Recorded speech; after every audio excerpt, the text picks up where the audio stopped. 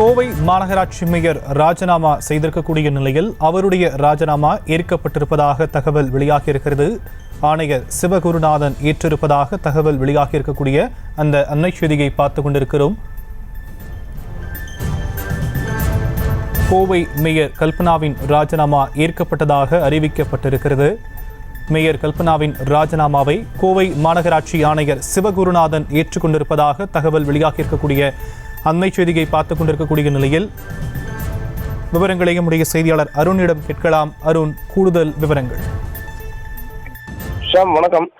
கடந்த 2022ஆம் ஆண்டு மார்ச் 4ஆம் தேதி கோவை மாநகராட்சி மேயராக பதவியேற்றார் கல்பனா ஆனந்தகுமார். இவர் பதவியேற்ற நாளிலிருந்து கோவை மாநகராட்சியில் திமுக மற்றும் ஆளுங்கட்சி கூட்டணி கட்சியினர் தொடர்ந்து அவருக்கு அழுத்தம் கொடுத்து வந்தனர்.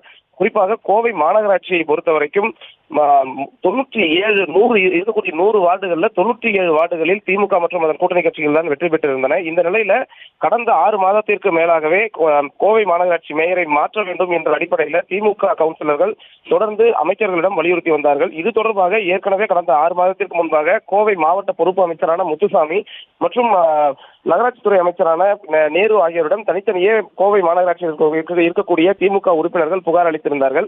அந்த புகாரின் அடிப்படையில் அப்போதே விசாரணை மேற்கொண்ட அமைச்சர்கள் எந்த விதமான ஒரு முரண்பாடுகளும் இல்லாமல் உரிய முறையில் பணியாற்ற வேண்டும் என்ற அடிப்படையில் அவருக்கு அறிவுரை வழங்கி சென்றதாக கூறப்பட்டது.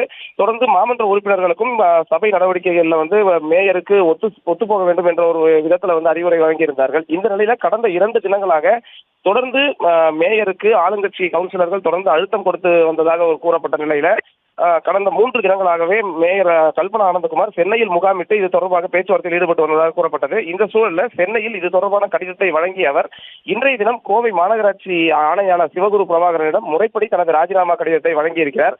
அந்த கடிதத்தில் தனக்கு உடல்நிலை சரியில்லை என்றும் சுய காரணங்களின் காரணமாக தன்னால் மேயர் பதவியை தொடர இயலாது என்றும் அவர் குறிப்பிட்டிருப்பதாக தெரிவிக்கப்பட்டுள்ளது. இந்த நிலையில் அவரது கடிதத்தை ஆணையாளர் சிவகுரு பிரபாகரன் ஏற்றுக்கொண்டு விட்டதாக தற்போது தெரிவித்திருக்கிறார். இந்த சூழல்ல வருகிற அடுத்த ஒரு 4-5 நாட்கள்ல புதிய மேயரை தேர்ந்தெடுக்கக்கூடிய பணியானது கோவை மாநகராட்சி மன்ற வளாகத்தில் நடைபெறும் என்றும் அதற்கு அனைத்து கவுன்சிலர்களும் புதிய மேயரை தேர்வு செய்யும் பணியில் ஈடுபடுவார்கள் என்றும் தற்போது கூறப்பட்டு வருகிறது. ஷாம்,